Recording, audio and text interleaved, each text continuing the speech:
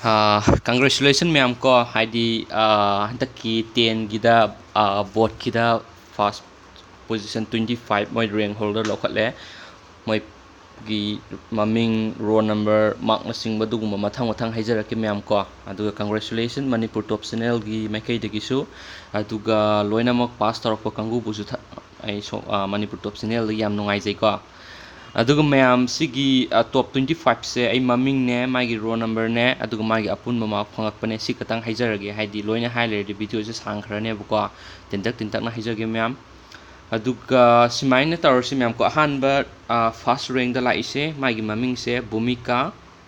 samurai latpam haye magi school maming hai ragi mayam ko adum yingbiro mayam so isi direct link su video gi agi description da hapam ge adum download tor yingbio mayam magi apun mark phangmana 572 fange aduga second division da second position da mi ani munare ko amana Sophia Asem magi roll number na 38369 fange amana Arvin Maibam magi roll number na 46801 mabani mark 567 fangaga second position rank das lae aduga third ta amakak lae ko amma magi roll number di 24945 magi mamingna Moirangthem Zolandia Devi magi apun mamakna 566 fange mari suba position holder da laibasina Minarba Huirem magi roll number na 39425 ne aduga magi apun mamakna 565 fange manga subadana Daniel Sagol Sem magi roll number na 42288 magi apun mamakna 564 fange 6 subada mi ani lae amana Abraham Nongthongbam magi roll number na 44293 amana Nancy Wanglembam magi roll number na 46919 mabani apun mamakna 463 fangaga 5 position da mabani munare ko aduga 7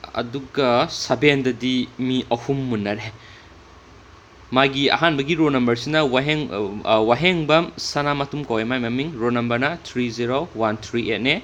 ani subasina Jennifer Maibam magi roll number na 40821 ne ahum subasina Wangkhai Mayum Ningthem Mitai magi roll number na 46867 ne moi ahum mak 562 mark fangaga 7 position da taminakhre aduga 8 position da moi ani lai ko amana Nongpok Nganba Longjam amana Husam Aditya Luwang aduga mabani ga apun mamakna 561 fange aduga kanogi Nongpok Nganba gi roll number na 42364 ne adugi Aditya gi roll number na 46864 ni ko aduga mapan subada tarakpa position holder se moi ani munare ko sorry moi amma khatang ne sida happy se ko sorry moi mi amma 9 da maming na Zunet Alam magi roll number na 34335 ne aduga magi apun mamak na 558 fange aduga 10 position da munari se moi ani munare ko ahan bana Selina Soram magi roll number na 35244 aduga ani subadana Sagol Sam Yaifabi magi roll number na 45897 mabani gi apun mamakna 557 fange aduga 11 pudis rank das laiba misina Haubam Rizando magi roll number na 35111 magi apun mamakna 556 fange and 12 suba position da laisina Maibam Niris Devi magi roll number na 46911 magi apun mamakna 555 fange aduga 13 position da moi ahum lae amana Nongmaithem Zino magi roll number 28388 ani subana Subalaxmi Thoksom magi roll number na 46776 ahum subadana Valentina Athokpam magi roll number na 46793 mogi apun mamakna 554 fange aduga taramari suba the la isna moi ahum la moi gi suka 14 rank ta la ise ahan bana BM Rakif magi roll number 45713 ani subana Donita Kumam aduga magi roll number na 46707 adu ahum subada laisina kaisam Cockland mangang my roll number na 46812 mage moi ahung gi apun mark na 553 fangaga 14 position da tamina khre ko aduga 15 da laisina ko moi ama ani ahum mari manga 15 position na moi manga lai ahan basina Mayam Galaxings my roll number na 32005 amana Vidyaras Kongdram my roll number na 42275 ahum subana Pebam Rosni Sanu my roll number na 45079 amana Erina Waikom my roll number na 45302 amana Rehan Yumnam my roll number na 45781 makoi gi apun mamak na 552 fange aduga 16 position da laisna ama khak lai ko mai maming na Huidrom Romancing my roll number na 39501 ne aduga 17 position da laisna moi ahum lae amana Thiam Manglem Luwang my roll number na 28127 ani subana Loitong Niba Devi my roll number na 28714 amana Jessica Wahengbam my roll number na 46727 moi ahung gi apun mamak na 550 fange 17 rank ta lae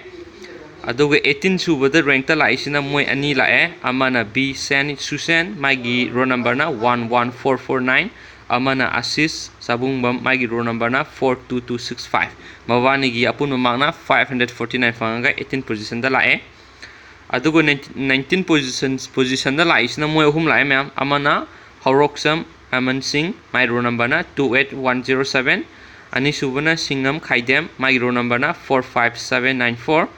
amana Nancy Waikom my roll number na 45864 apun mamak na moi hungi 548 fangaga 19 position da lae ado 20 position da moi ani lai amana Selina Laishram my roll number na 45308 amana Laisil Oina my roll number na 46735 mawani gi apun mamak na 547 fanga 20 rank talai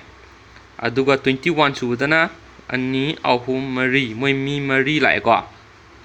moi mari se ahan basna Habanai my roll number na 11475 amana Sweetie Kangjam magi Sweetie se akhoi gi kano da yaw khre maming jing singe aigi magi roll number na 40911 ne aduga ahum subana Moirang Them Lenin Maitai magi roll number na 46462 ne aduga mana Ningthaujam Rosila 46929 moigi apun mamang na 546 fange aduga 22 position da laisina moi ama ani ahum mari manga taru moi taruk lae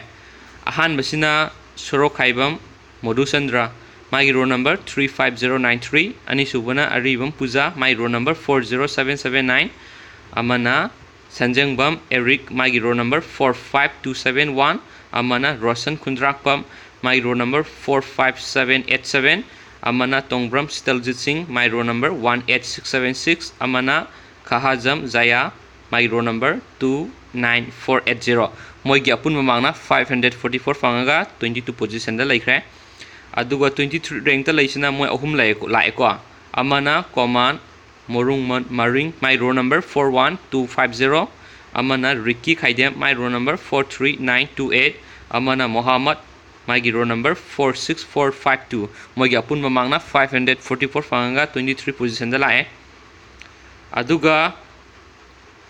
24 sidi yame ama ani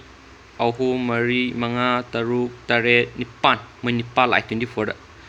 ahan basina mayam ko Wahengbam Nirvas my roll number 29118 amana Moirang Them Ranjan magi roll number 33596 amana 35069 magi mamingna Rusli Laishram amana Lamjingba Yumna magi roll number 42339 amana Pritam Hagruza my roll number 42375 amana Huirem Monalisa my roll number 43502 amana Susitra Kundrakpam my roll number 46781 amana Monalisa Yumnam 46914 moi gapun mamak 543 fangaga 24 position da laikre aduga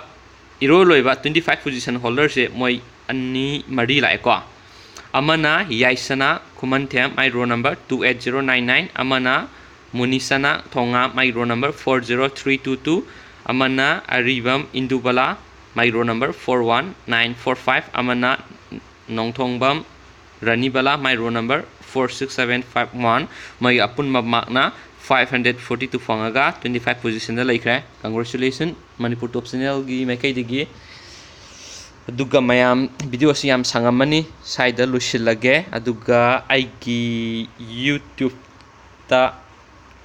result ngai minaba kangu su position holder chalakpa mi yawe ai khange aduga first division adu mark wang na phangakpa mi su second or su third or su mayam yarangani ko ando nungaiba yam nungai aiso ado mayam video se tasena gidi picture di am bhuyaw de jiwai result hedora kuda ngairi aina my pdf file lo download torakana upload tawjabani mayam ko picture di am bhuyaw de sawa de aduga video si side lusilage mayam and thank you so much aduga sigi video si da yengningaga di direct isana yengningaga di ai sigi links gi my gi link se video gi description da pange description nga download tor yengbiu mayam. Thank you, bye bye.